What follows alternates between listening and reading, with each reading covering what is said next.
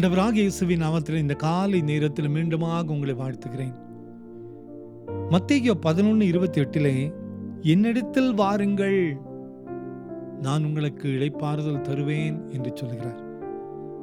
Come to me, I will give you rest. என்னிடத்தில் வாருங்கள், உங்களுக்கு நான் ஆறுதல் தருவேன். பாருங்க, சமாதானத்திற்காக பல இடங்களில் அலைந்து போகிற மக்களை நாம் பார்க்கிறோம். கால்நடையாக நடந்து போகிற ஜனங்கள் ஏராளம் உண்டு. மலைகள் குன்றுகளை ஏறிக்கொண்டு போகிற மக்களையும் நாம் பார்க்கிறோம். சமாதானத்திற்காக பல மலைகளில குன்றுகளில போய் காத்திருக்கிற மக்களையும் நாம் பார்க்கிறோம். ஆனால் நம்ம ஆண்டவர் சொல்லுகிற வார்த்தை, என்கிட்ட நீங்க வாங்க, உங்களுக்கு நான் இளைப்பாறுதல் தருவேன். இப்படிப்பட்ட ஒரு ஆண்டவரை தான் நாம் ஆராதிக்கிறோம். ஆண்டவரை தேடி நாம் இடமிடமாக செல்ல தேவையே இல்லை. இருக்கிற இடத்துல அமர்ந்து முழங்கால் படிக்கிட்டு ஆண்டவரே வாரும் என்று ஜெபிக்கும் போது நம்மை தேடி வருகிற ஒரு ஆண்டவர். அந்த ஆண்டவர் தான் சொல்லுகிறார், என்னிடத்தில் வாருங்கள், நான் உங்களுக்கு இளைப்பாறுதல் தருவேன்.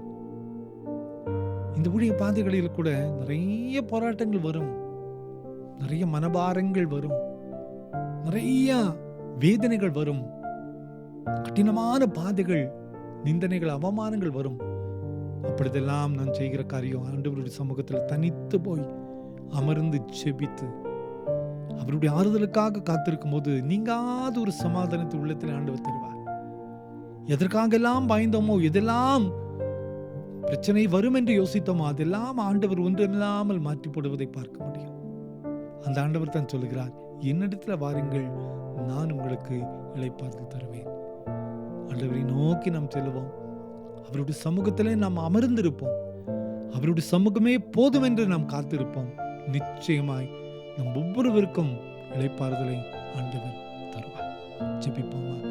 அன்பின் ஆண்டவரே, இந்த காலை நேரத்திலே நீர் தந்த இந்த வார்த்தைகளுக்காக நன்றி கர்த்தாவே. என்னிடத்துல பாருங்கள் என்று அழைத்தீரே. இளைப்பாறுதல் தருகிற ஆண்டவர், உலகம் கொடுக்கிற சமாதானம் அல்ல ஆண்டவரே, நீர் கொடுக்கிற இளைப்பாறுதல் நிரந்தரமான இளைப்பாறுதல், நம்பிக்கையுள்ள இளைப்பாறுதல் அப்பா. அதை சுதந்திரித்துக் கொள்ளக்கூடிய பலத்தை நீர் எங்களுக்கு தரக்கின்றோம். இந்த செய்தி கேட்டுக்கொண்டு ஒவ்வொருவருடைய வாழ்விலும் இந்த ஆறுதலை நீ தாரும். பிறந்த நாளையும் திருமண நாளையும் நினைவு கூறுகிற ஒவ்வொரு பிள்ளைகளையும் நீ தொடும் ஆசீர்வதியும். இயேசுவின் மூலம் ஜெபம் கேளுங்கள் நல்ல பிதாவே. ஆமென், ஆமென், ஆமென்.